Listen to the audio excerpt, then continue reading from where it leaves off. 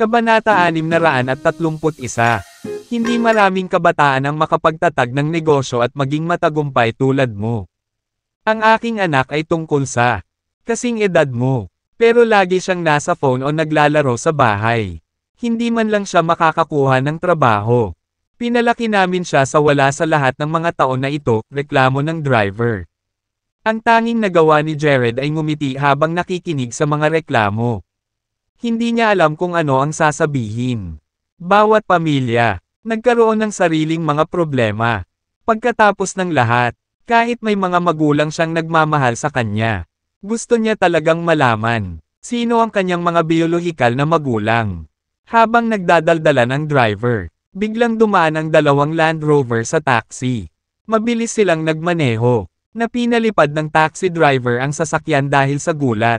Halos tumama sa mga bundok sa tabi ng kalsada bilang isang resulta. Kamusta ang pagmamaneho mo? Bulag ka ba? Napakatarik ng mga kalsada sa kabundukan. Sinusubukan mo ba mamatay sa pagmamaneho ng walang ingat na ganyan? Sigaw ng driver pagkatapos niyang ibaba ang bintana. So what if nagmamaneho ka ng mga mag-agarang sasakyan? Ang mga taong tulad mo ay mamamatay sa madaling panahon. Nagpatuloy ang pagmamaneho ng taxi driver habang nagmumura sa kanila.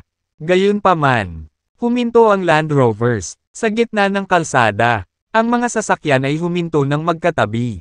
Ganap na nakaharang sa daan pasulong. Nang makita ito, biglang nagbago ang ekspresyon ng taxi driver. Baka sa mukha niya ang takot habang siya mabilis na natapakan ang preno. Bumaba mula sa mga sasakyan ang ilang matipunong lalaki. Kabilang sa mga ito ang 4 na gulong-gulong lalaki na may punit-punit na damit. Ito ay isang nakakatakot na tanawin na ang taxi driver ay nagsimulang manginig sa takot. Hindi niya inaasahan ang mga ito. Ihinto ang kanilang mga sasakyan pagkatapos niyang magmura sa kanila. Walang paraan ang karaniwang tao na makapagmaneho ng Land Rover. At alam ng taxi driver na hindi niya kayang masaktan sila. Mabilis niyang hinukay ang isang pakete ng sigarilyo sa kanyang sasakyan at ang perang kinita niya. Sa araw na iyon para makahingi siya ng tawad sa kanila. Natatakot akong hindi ako makakatakas dito, mamantong hininga siya bago binuksan ang pinto ng kotse. Hindi napigilan ni Jared na mapangiti nang makita ang driver. Mukha siyang mayabang kapag siya nagmumura sa kanila kanina. Walang bakas ng takot sa kanya noon pero tignan mo siya ngayon. Huwag kang mag-alala, sir. Nandito ang mga taong ito para sa akin. Makakababa na ako dito, para makabalik ka na. Nang makita niyang bumaba si Sean mula sa isa sa mga sasakyan. Alam niyang narito ang mga ito para magdulot problema para sa kanya. Nandito sila para sayo. May sama ng loob ba sila sayo? Isang hanggal na magdala ng pagdurusa sa iyong sarili. Binata, let me call the police for you. Sabi ng driver, na inilabas ang kanyang telepono sa proseso.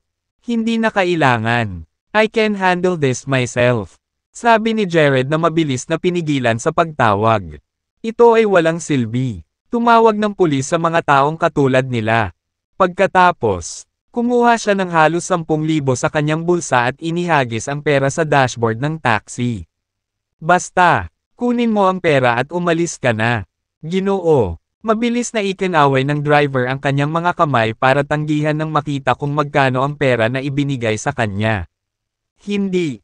Ito ay sobra. Hindi pa kami nakakalayo. Hindi pa kami nakakarating sa aming destinasyon. Paano mo ako mabibigyan ng ganyan? Maraming pera. Kunin mo na. Kailangan mong umalis agad. Pagkasabi nun, binuksan ni Jared ang pinto ng kotse at bumaba. Kahit saglit pang nag-alinlangan ang taxi driver, umalis pa rin siya sa huli. Alam niya na ang mga lalaki. Bago sa kanya ay hindi mga tao na siya kailanman kayang masaktan. Nang makitang bumaba si Jared sa taxi, agad na napuno ng galit ang mga mata ni Sean. Pinandilatan niya ng mataang. Dating gaya ng sinabi niya. Iniisip mo bang tumakas pagkatapos mong patayin ang anak ko? Hayaan mong sabihin ko sa iyo. Jared, ako, mahahanap ka kahit saan ka magtago. Nipatikip siya ng ngipin ng maging mabigat at mamamatay tao ang kapaligiran sa paligid niya. Alam ni Jared na mali ang pagkakaintindi ng lalaki at inakala niyang pinatay niya ang kanyang anak. Gayunpaman, siya, hindi nag-abalang ipaliwanag na si Melanie ang pumatay kay Gavin. Hindi niya hahayaang malaman ni Sean tungkol dito, dahil si Melanie ay nasa panganib kung gagawin niya ito. Pinagalitan ako ng anak mo. Kaya karapat-dapat siyang mamatay. Aniya, na inamin na siya ang pumatay kay Gavin. Sa pagkakataong iyon, sumirit si Sean sa nagngangalit na mga ngipin. Sige, napakaganda na naglakas loob kang umamin dito. Pinatay mo, aking pamangkin, at ngayon ay aking anak. Kahit ang Diyos ay hindi ka matutulungan ngayon. Kailangan kitang patayin ngayon. Pagkatapos, lumingon siya sa The Fearsome Four at nag-utos. Patayin siya. Ang mga salita ni Sean ay parang ebanghelyo sa kanila. Tumango sila at humakbang pasulong. Magkaharap, Jared. Umangat ang sulok ng labi ni Jared nang makita ang mukhang pulubi ng mga lalaking ito. Wala na bang iba, sa pamilya Cooper? Bakit mo nahanap ang mga pulubing ito para lumaban sa akin? Huwag mo munang unahan, Jared. Hindi ka na makakangiti sa ilang sandali. Sa sandaling iyon, ang pinuno ng The Fearsome Four, Doomer, ay umungal habang ang aura sa kanyang paligid ay naging mas matindi. Nawala ang ngiti sa mukha ni Jared nang maramdaman niya ang aura. Kitang-kita niya ang mukhang straggly na lalaki. Bago sa kanya ay nakakatakot na may kakayahan. Habang tumitindi ang aura sa paligid ni Doomer, isang mahinang pulang ilaw ang nagsimulang lumabas sa kanyang katawan. Pagkatapos, ang pulang ilaw ay unti-unting lumalabo bago tuluyang naglaho. Samantala, ang kanyang balat ay namula nang magsimulang umumbok ang kanyang mga kalamnan.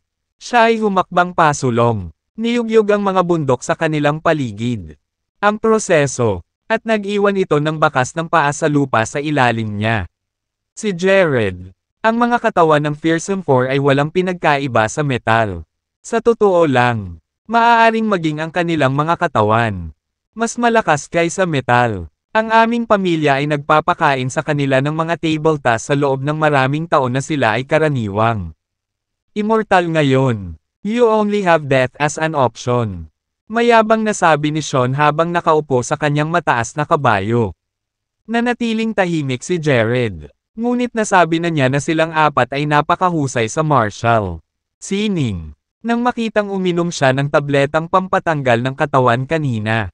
Gusto niyang gamitin ang pagkakataong ito para subukan ang kanyang mga kasanayan sa kanila. Cut the crap, sabihin sa iyong mga aso na lumapit sa akin. Kailangan ko pang pumunta sa isang lugar kapag napatay ko kayo. Sabi niya, puno ng paghamak ang mukha niya. Ang yabang, patayin siya. Malamig na dumura ni Sean. Nagpakawala ng dagandong si Doomer at tumalon sa lupa. Pagkatapos, nagpakita siya sa harap ni Jared sa susunod na sandali. Sa halip na gamitin ang espiritual na enerhiya sa kanyang elixir field. Sinunggaban ni Jared si Doomer. Umaasa lamang sa kanyang matigas na katawan. Pareho silang parang mga kotse na mabilis na humaharurot sa isa't isa. Malapit ng magbanggaan. Ulo on. Natural. Natigilan si Sean nang makitang sinisingil ni Jared si Doomer sa halip na iwasan siya. Hindi niya kaya maunawaan kung ano ang sinusubukang gawin ng lalaki. Bakit niya pa siya sinisingil gayong alam niyang pinagkadalubhasaan ni Doomer ang impenetrable skill at may katawan na kasing lakas ng metal. Boom! Isang malakas na ingay ang narinig. Si Jared ay pinalipad ng paurong na para bang siya ay isang saranggola na lumilipad na walang tali. Ang kanyang tumama ang katawan sa pader ng bundok. Dahilan para gumuho ito at ibinaon siya sa mga bato at mga labi. Gayunpaman, bahagyang umindayog ang katawan ni Doomer. Walang ibang nangyari sa kanya. Laking gulat ni Sean nang makita ang nangyari. Napakahina niya, pero hindi ba masyadong mabilis ito? Nagawa niyang patayin si Franco at ang kanyang subordinate na si Wolf.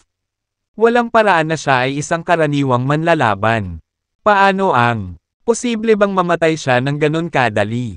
Hindi kaya pinili niyang mamatay ng ganito dahil alam niyang walang paraan na makatakbo siya at hindi. Gusto mong pahirapan. Tama. Ganyan dapat. Sa pag-iisip nito, tumingin siya sa direksyon ng kanyang tahanan at sinabing, nabigyan kita ng hustisya. Aking anak, iuuwi ko sa iyo ang ulo ni Jared. Tumulo ang luha sa mukha ni Sean. Nagalit siya sa kamangmanga ni Gavin. Pero anak niya pa rin si Gavin.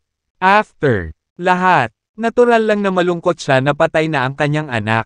Kunin mo si Jared at putulin mo ako. Utos ni Sean kay Doomer. Humakbang si Doomer patungo sa mga durog na bato. Huhukayan na sana niya si Jared nang nagulat siya. Nagsimulang manginig ang lupa. At bumangon si Jared mula sa tumpok ng mga durog na bato. Hawak ang isang malaking bato na tumitimbang ng ilang daang libra. Kukunin ko ang buhay mo ngayon. Umungol si Jared sa himpapawid. Pagkatapos ay inihagis niya ang malaking bato na tumitimbang ng 100 libra patungo sa ulo ni Doomer. Ang biglaang pagliko ng mga pangyayari ay naging sanhi ng pagkagulat ng lahat. Hindi makapaniwalang damapo ang mga tingin nila kay Jared. Dumagundong. Damapo ang malaking bato sa ulo ni Doomer na may tunog na nakakabasag ng lupa at nabasag sa 1,000,000 piraso. Gayunpaman, nanatiling nakatayo si Doomer. Pinagpag niya ang mga bato sa katawan at parang hindi nasaktan. Humagalpak ng tawa si Sean. Ha! Masyado kang knave. Ang isang simpleng bato ay hindi makakasakit sa The Fearsome Four. Ikaw ay mapalad na makaligtas sa pagsubok. Ngunit pahihirapan kita ng lubusan bago kitilin ang iyong buhay. Kung hindi gumana ang bato, gagamit ako ng iba. Hinablot ni Jared ang isa pang malaking bato, na mas maliit kaysa sa nauna. Gamit ang focus technique, ipinadala niya ang kanyang espiritual na enerhiya sa malaking bato. At ito kaagad naging kasing tigas ng bakal. Papatayin kita. Umungol si Doomer, na umalingaw-ngaw patungo kay Jared na para bang siya ay isang toro na nawala sa kanya. Isip, walang armas si Doomer, kaya halatang ginagamit niya ang kanyang katawan bilang isa, nang hindi gumagamit ng anuman. Mga taktika, umaasa siya sa kanyang mapangwasak na kapangyarihan at malakas na katawan para salakayin si Jared. Nang makitang sumusugod si Doomer sa kanya, ibinato ni Jared ang bato. Lumapag ito nang may kabog sa Doomer's dibdib. Boom! Isang malakas na boom ang umalingaw-ngaw sa paligid habang ang bato ay naging alikabok. Sa pagkakataong ito, huminto si Doomer. May bumagsak sa dibdib ni Doomer, na nagpapahiwatig na ang kanyang mga tadyang ay nabali. Gayunpaman, wala siyang naramdamang sakit. Nagulat si Sean nang mapagtanto na kaya ni Jared nasaktan si Doomer. Hindi ito isang nagbabanta sa buhay. Sugat, ngunit ang katotohanan na si Jared ay sapat na malakas upang saktan ang hindi masisirang katawan ni Doomer ay nagulat. Wala siyang sense. Kayong apat, sabay-sabay kayong pumunta sa kanya. Mabilis na naglabas ng utos si Sean. Agad na sumugod ang nakakatakot na apat at pinalibutan si Jared. Nanlilisik ang mga mata sa kanya. Paraan. Nakaramdam ng matinding pressure si Jared. Dahil kinailangan niyang harapin silang apat ng mag-isa. Bukod sa pagiging hindi natural. Malakas. Hindi nakakaramdam ng takot o sakit ang Fearsome Four. Sila ay halos mga puppet ni Sean. Jared, hindi ko maisip kung paano sila matatalo. Kailangan niyang patayin ang The Fearsome Four. Kung hindi sila susuko maliban na lang kung inuutusan sila ni Sean. Urong. Ang nakakatakot na apat ay mga senior grandmaster na may mga katawan na gawa sa bakal. Ito ay mahirap kunin ang kanilang buhay. Pinalibutan ng Fearsome Four si Jared at sabay-sabay na inatake ito. Ang kanilang malalaking kamao ay kasing bilis, at nakamamatay na parang mga kanyan. Iniwasan ni Jared ang kanilang mga atake habang gumaganti. Sa kabila ng paggamit ng focus technique sa sukdulan at pinapayagan nito. Ang kanyang espiritual na enerhiya ay mabilis na lumakas. Nahirapan siyang labanan ang apat sa kanila ng sabay-sabay. Thud! Biglang may tumama sa likod ni Jared. Hindi siya nasugatan, ngunit ang impact ay naging sanhi ng kanyang pagkalugmok. Pasulong. At muntik na siyang matamba sa lupa. Nang makita iyon, natawa si Sean sa tuwa. Ha! Oo, tama iyan. Talunin siya hanggang sa malagutan siya ng hininga. Hininga. Mataimtim na tinitigan ni Jared ang The Fearsome Four. Kung mayroon siyang magandang sandata ngayon, mas madali para sa kanya. Talunin silang apat.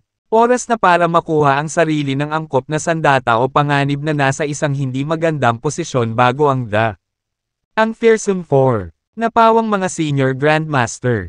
Gamitin ang iyong kamay at kapangyarihan upang bumuo ng talam. Kapag ikaw at ang talam ay naging isa, ikaw ay magiging makapangyarihan. Sapat na para ibalik ang mga mesa. Kung paanong si Jared ay nakakaramdam ng inis tungkol sa pakikipaglaban ng walang sandata laban sa The Fearsome 4. Isang pamilyar. Umalangaw-ngaw ang boses. Mabilis siyang lumingon sa kanyang balikat at nakita si Rayleigh. Nakatitig sa kanya ang huli pero hindi intensyon na mag-alok ng tulong. Gamitin ang aking kamay bilang isang talim. Napaisip si Jared. Hindi niya alam kung ano ang ibig sabihin ni Rayleigh. Ang iyong katawan ay mas matigas kaysa sa bakal. Gawing talim ang iyong kamay. Ang talim na ito ay magiging mas malakas kaysa sa anumang talim sa mundo. Nako, wala kang ideya kung paano gamitin ito. Paalala ni Rayleigh sa kanya. Isang paghahayag ang tumama kay Jared. Sa sobrang tuwa, sinimulan niyang pagnilayan ang mga sinabi ni Rayleigh. Malungkot ang ekspresyon ni Sean nang makita si Rayleigh. Sino ka? Malamig na tanong niya. Kung ayaw mo, magkaroon ng death wish. Pagkatapos ay layuan mo kami. Binigyan ni Rayleigh si Jared ng isang huling sulyap bago tumalikod para umalis. Hindi siya umimik at maya-maya. Nawala sa paningin. Dahan-daw ang iniunat ni Jared ang kanang kamay. May nag-aalab na pagsinta sa kanyang titig nang magsimula ang kanyang utak. Spiral na may kaalaman. Maliwanag. May natutunan siya sa maikling paalala ni Rayleigh. Gamitin ang aking kamay at kapangyarihan upang bumuo ng isang talam. Inipon niya ang kanyang espiritual na enerhiya mula sa kanyang elixir field at itinuro ito sa kanyang kanang kamay. Nagsimulang lumiwanag ang kanang kamay ni Jared. At ang mahinang kinang sa lalong madaling panahon ay naging isang gintong sinag ng liwanag habang ang kanyang braso naging isang makintab na talim. Anong ginagawa mo? Patayin mo siya ngayon na. Galit na utos ni Sean sa The Fearsome 4. Sabay-sabay na reaksyon ni Doomer. Itinaas niya ang kamao at sinuntok sa direksyon ni Jared. Ang suntok ay gayon. Malakas na nakagawa ito ng sonic boom habang humahampas ito sa hangin. Napangiti si Jared sa mga labi. Nang nasa harapan na niya ang kamao ni Doomer, ibinaba niya ang kanyang kamay. Pinutol ang braso ni Doomer gamit ang isang makinis na swoosh. Sabay tumalsik ang dugo sa sugat ni Doomer. Kinuha ni Jared ang pagkakataon na sipin si Doomer at ipadalaang. Lumilipad pa atras ang huli. How dare they claim to be impenetrable? Hindi sila bagay sa akin. Nang maputol ang braso ni Doomer, mas nakaramdam ng kumpiyansa si Jared. Paano posible iyon? Mukhang hindi makapaniwala si Sean nang makita ang putol na braso ni Doomer. Bukod sa pagmaster ng impenetrable skill, ang Fearsome 4 ay binago din ng Cooper. Pamilya, hindi man nila ginamit ang kanilang husay. Hindi makakapasok ang mga bala sa kanilang katawan. Gayunpaman, si Jared ay may sapat na kakayahan upang putulin ang braso ni Doomer gamit ang kanyang kamay. Ang kakayahan ni Jared ay lumampas sa inaasahan ni Sean. Bumuo ng formation. Sigaw niya na may liko na ekspresyon. Nang marinig ang kanyang utos, biglang tumayo ang Fearsome 4 sa isang linya. Doomer, na nawala ng isang braso. At dumudugo pa rin ng husto. Hindi pinapansin ang kanyang sugat. Sabay-sabay na ibinaba ng nakakatakot na apat ang kanilang mga kamao. At magagawa ng mga nasa eksena.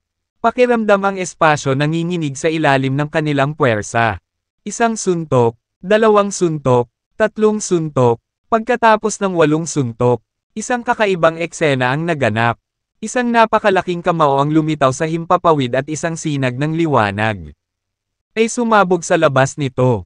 Ang Fearsome 4 ay nabuo ang napakalaking kamao gamit ang kanilang martial energy. Kanina lang, hindi sila pag-aaksaya ng kanilang enerhiya sa pamamagitan ng pagsuntok sa hangin ng walang dahilan. Sa halip, iniipon nila ang kanilang martial energy sa himpapawid upang bumuo ng napakalaking kamao. Ang mga alon ng enerhiya ay nakatakas sa napakalaking kamao bago ito dumating kay Jared. Ang Kamao ay sapat na malakas upang lumikha ng isang malaking bagyo ng hangin. Umihip ang hangin sa pandinig ng lahat. Nagpadala ito ng alikabok at mga labi na lumilipad kung saan-saan. Halos hindi maimulat ni Sean ang kanyang mga mata.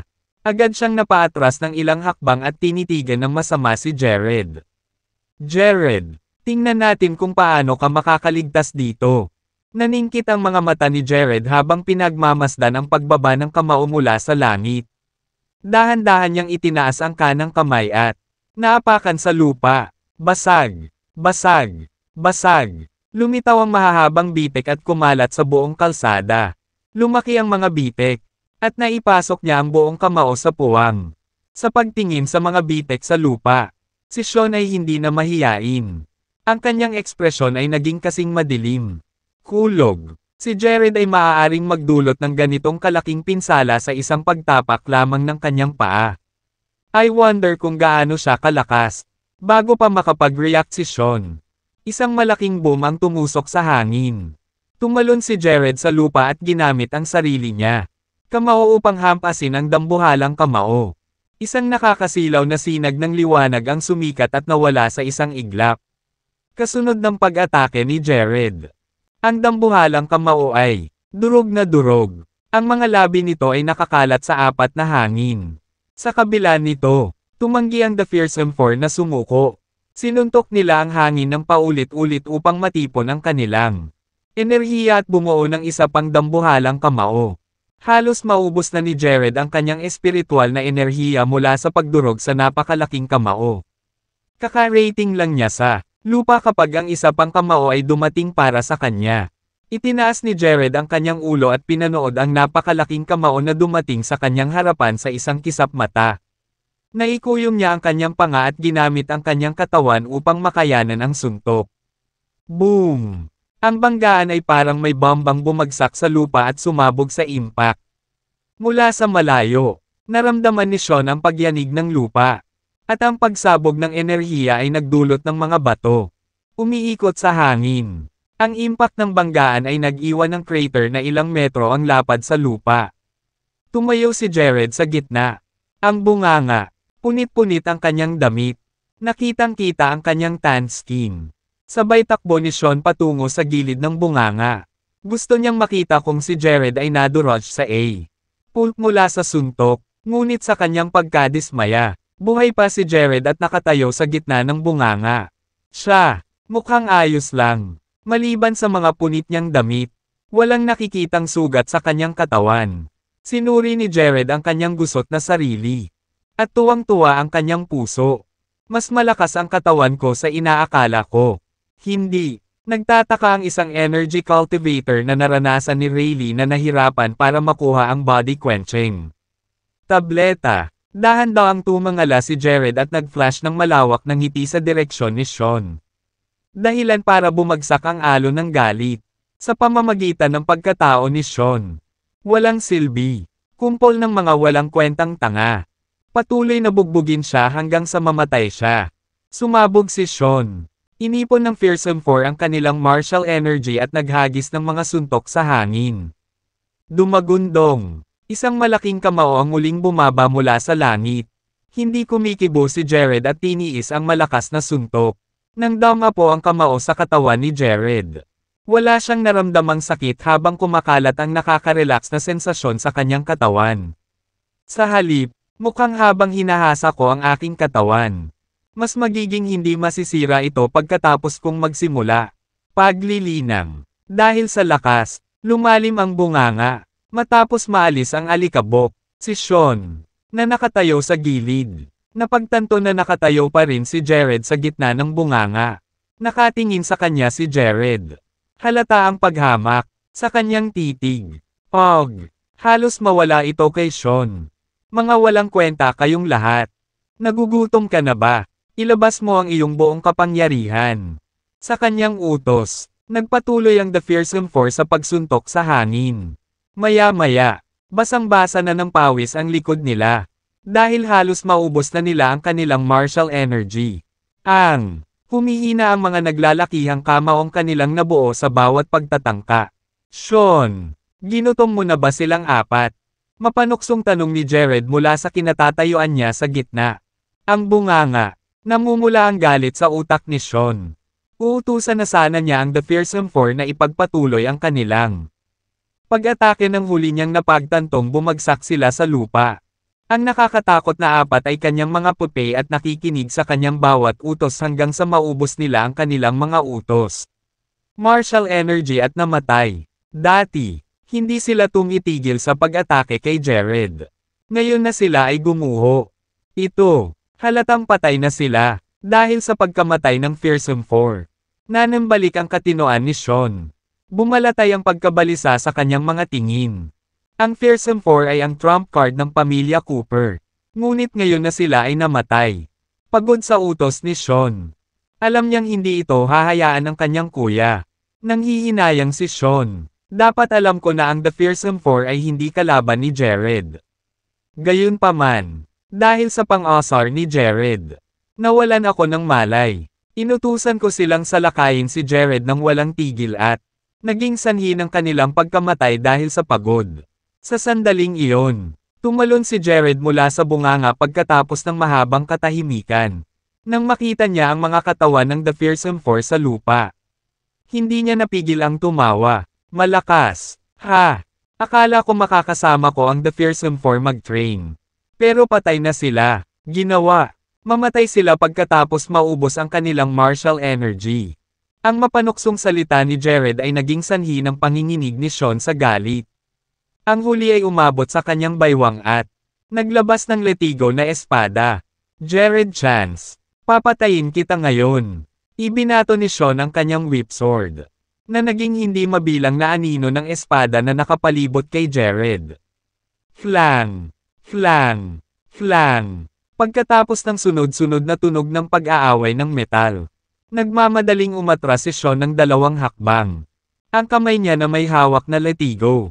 Nanginginig ang espada, kahit na ang taba sa pagitan ng kanyang hinlalaki at hintuturo ay sumasakit dahil sa epekto. Sinulyapan niya ang kanyang whip sword na pinong bakal at napagtantong may indent ito. Dahan-dahan. Nabasag ang espada sa 1,000,000 piraso simula sa indent. Maaaring mahusay ang iyong espada. Ngunit hindi ito katugma sa aking talam. Tuwang-tuwang komento ni Jared habang nakatingin sa kanang kamay niya. Itinapon ni Sean ang hilt ng kanyang espada at pinandilatan si Jared. Binilisan ni Rage ang dugo niya. Pero hindi niya kinuha. Aksyon laban kay Jared. Dahil alam niyang hindi siya ang kalaban ni Jared. Kung hindi ka gagawa ng iyong hakbang, gagawin ko. Tumalon si Jared sa hangin. Ang kanyang kanang kamay ay dahan-daang pumutol sa hangin. At isang nakabulag na arko ang lumitaw sa harap ng mga mata ng lahat. Ito ay kakilakilabot na malakas, at nagdulot ito ng isang bagyo. Bago pa makarating ang arko kay Sean, muling humampas si Jared.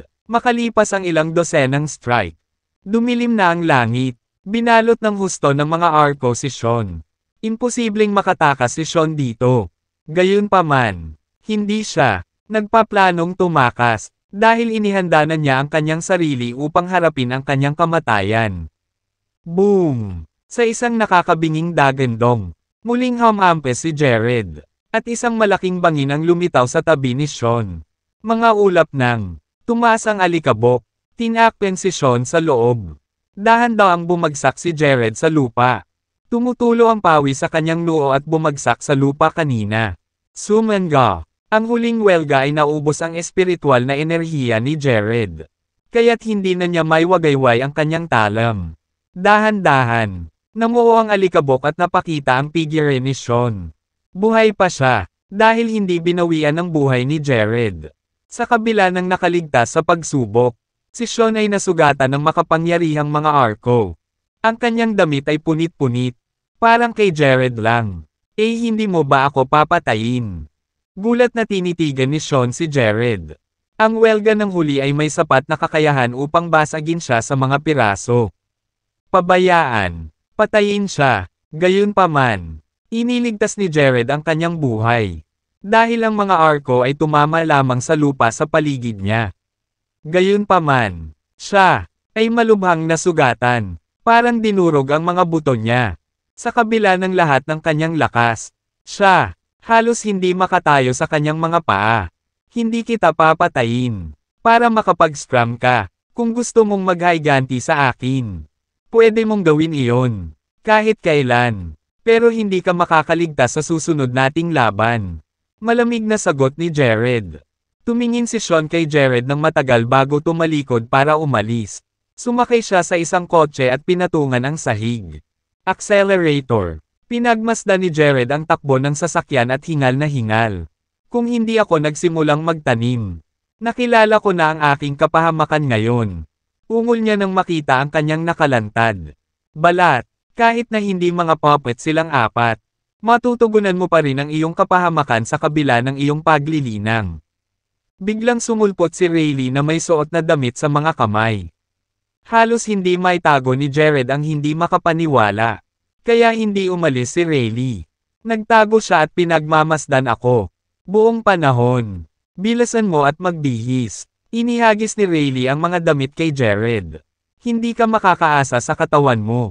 Ikaw, maaaring sumailalim sa paglilinang. Ngunit hindi ka isang immortal.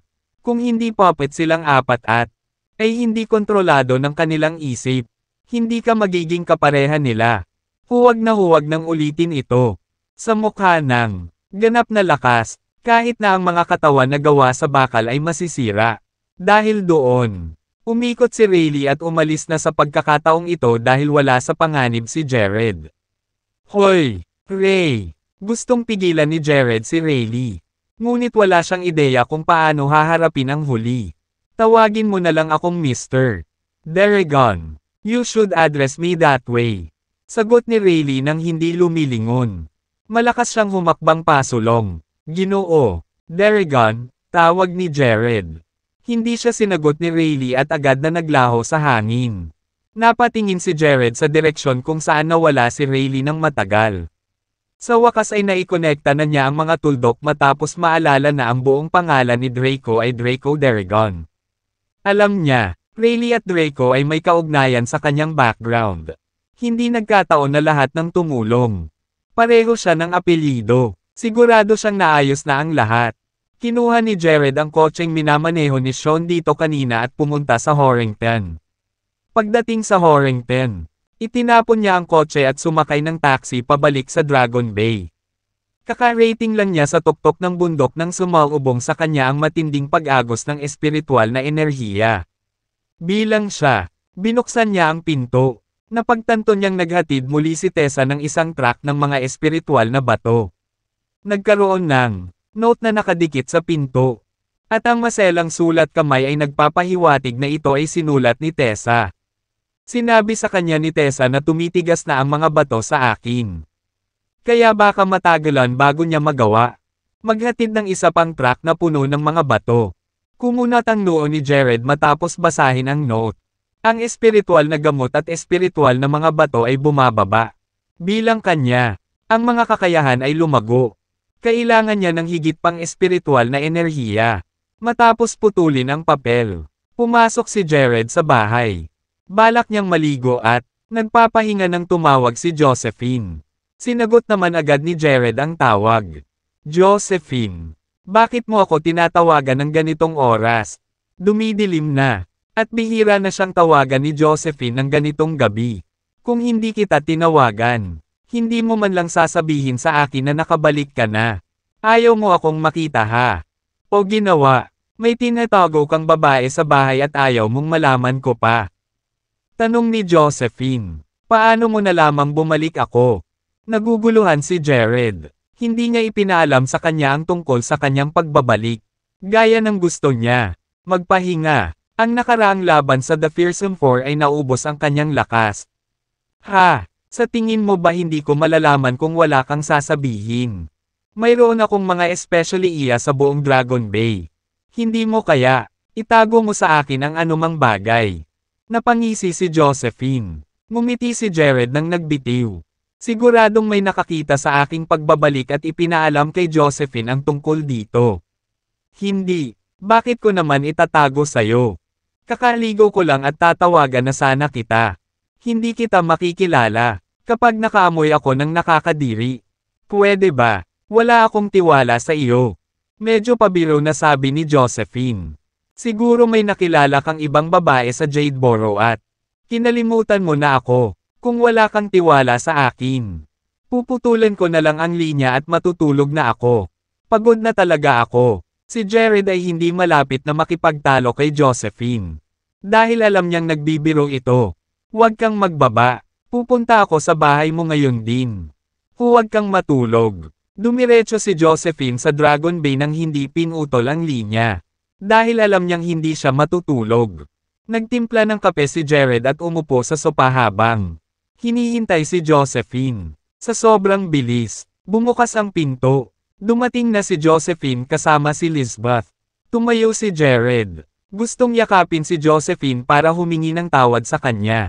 Pero sinuntok siya nito. Sa halip, natigilan. Tumabi si Jared para maiwasan ang pag-atake niya. Tumangging sumuko si Josephine at nag-swing ng isa pa. Suntok sa kanyang direksyon. Na pinipilit siyang umatras. Josephine, anong ginagawa mo? Natigilan si Jared. Hindi niya alam kung bakit nagsimula si Josephine. Inaatake siya kaagad pagkatapos nilang magkita. Pakiramdam ni Josephine ay namumuo ang kanyang galit matapos mabigang hawakan si Jared. Huminto siya at lumingon kay Lisbeth. Lisbeth, hindi gumana ang itinuro mo sa akin. Hindi ko man lang siya mabuhatan ng kamay. Naaliw si Lisbeth nang marinig ang reklamo nito. Josephine, alam mo ba kung gaano kakaya si Jared? Ako, hindi man lang siya mabuhatan ng kamay. Pabayaan mo na, wala akong pakialam. Turuan mo ako para maging eksperto ako, nakapout na sagot ni Josephine. Ano bang balak niyong dalawa? Tanong ni Jared. Lalong tumindi ang pagkalito niya matapos niyang marinig ang palitan nina Josephine at Lisbeth. Ipinaliwanag sa kanya ni Lisbeth ang lahat. Noon lang nalaman ni Jared na nagtanong si Josephine. Lisbeth na magturo sa kanya ng martial arts pagkatapos niyang bumalik mula sa Jadeboro. Ayaw niyang maging pabigat sa kanya. Alam ni Josephine na papayagan siya ni Jared na manatili sa Jadeboro kung siya ay isang dalubhasa. Ang dahilan kung bakit hindi niya ito hinayaang manatili dahil natatakot siya na malagay siya sa panganib. Kung tutuusin, hindi niya kayang protektahan kanya sa lahat ng oras. Matapos pakinggan ang paliwanag ni Lisbeth, naantig si Jared. Humakbang siya at kinuha ang kay Josephine. Kamay. Tinitigan siya ng buong pagmamahal. Sinabi niya, ang pagsasanay sa martial arts ay isang mahirap na gawain. Hindi mo kailangan magdusa. Paprotektahan kita. Umiling si Josephine. Hindi ako takot sa hirap. Gusto kong maging kapaki-pakinabang para hindi ka magkaroon. Para mag-alala sa akin. Marahan. Hinailan ni Jared si Josephine sa kanyang mga bisig. Ang kanyang tingin ay magiliw. At si Josephine ay sumandal sa kanya. Yakapin upang tamasahin ang sandali. Nabuhay ang inggit sa puso ni Lisbeth habang nakatingin sa matamis na mag-asawa. In the end, she joked, sige, obviously, hindi mo ako iniisip na isang tagalabas sa iyong PDA. Nang marinig iyon, nagmamadaling kumalas si Josephine sa mga braso ni Jared. Hindi naman outsider ang tingin ko sa iyo. Kung nagseselos ka, you're welcome to hug Jared and feel it for sarili mo. Masayang sagot ni Josephine. Hindi ko gagawin iyon. Ganti ni Lisbeth habang namumula ang pisngi niya. Bagamat gusto niyang maramdaman kung ano ang pakiramdam na nasa mga bisig ni Jared. Alam niyang hindi tama na gawin iyon. Sa tuwing naaalala ni Lisbeth kung paano niyakap ni Jared ang kanyang hubad na katawan pabalik sa Summerbank. Naisip niya na ang kanyang mainit na dibdib ay ang pinakaligtas na lugar sa mundo. Napatingin si Jared sa magkabilang babae nang may pumasok na masamang kaisipan sa kanyang isipan. Kung ang dalawang babae ay tumalon sa akin. Arms. It would feel amazing to hug them both together. Hindi ba? Normal lang kay Jared na magkaroon ng ganoong kaisipan. Dahil lalaki siya. Tsaka banibiro ni Josephine yun. Both ladies could take care of Jared together. Kaya bigla niyang nakuha ang ideyang iyon. Gayunpaman, iyon ay isang panandaliang pag-iisip lamang. Mabilis siyang umupo sa sofa para itago ang kanyang sarili. Kahihiyan. Jared, Naihatid na ni Tessa ang mga batong kailangan mo. Nakatambak sila sa hardin. Nakita mo ba sila? Tanong ni Josephine. Ginawa ko. Tumango si Jared bilang pagsang-ayon. Superstar si Tessa, pero personal niyang inihatid ang mga bato dito. Malinaw. Pinahahalagahan kanya ng husto. Kung ako, hindi siya pinigilan. Pupunta sana siya sa Jadeboro para ihatid sila sa iyo. Paglalahad ni Josephine. Halata namang nagseselos siya. Well, walang sagot si Jared para doon. Wala akong ideya na gustong ihatid ni Tessa ang mga espiritual na bato sa Jadeboro. Thank goodness siya, hindi. Kung natuklasan ng mga nagsasaka ng enerhiya sa Jadeboro ang minahan ng espiritual na bato. Hindi ko na magagawa. Panatilihin ito sa aking sarili. Pagkatapos ng lahat, ang mga nagsasaka ng enerhiya ay sumasamba sa mga espiritual na bato.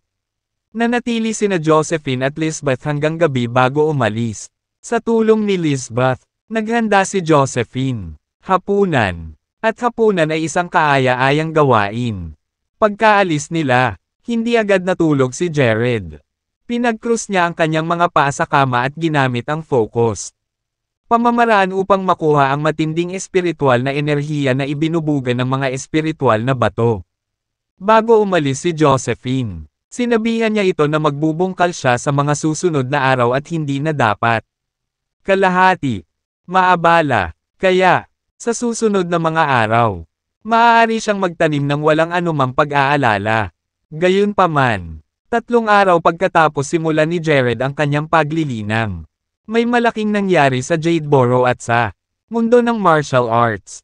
Ang pinuno ng pamilya Cooper, si Xander, ay lumabas mula sa nag-iisang pagsasanay kanina.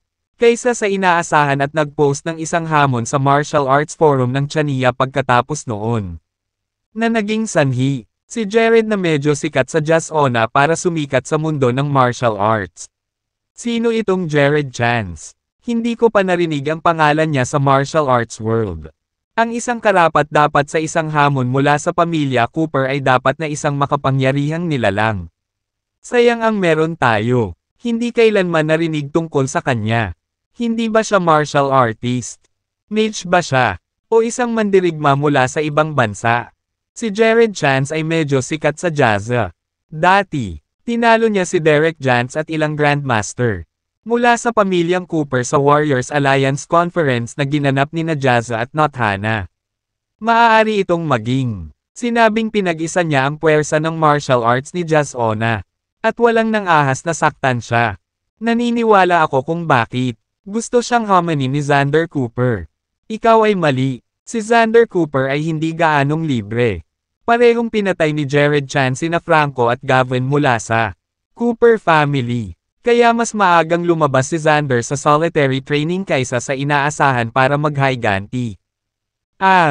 Maaaring magwakas ang pamilya Cooper sa kanyang henerasyon salamat sa pagkilos ni Jared. Hindi alam ni Jared na isa na siyang sikat na tao sa martial arts world. Ang mas sikat siya. Mas maraming problema ang Bamaha.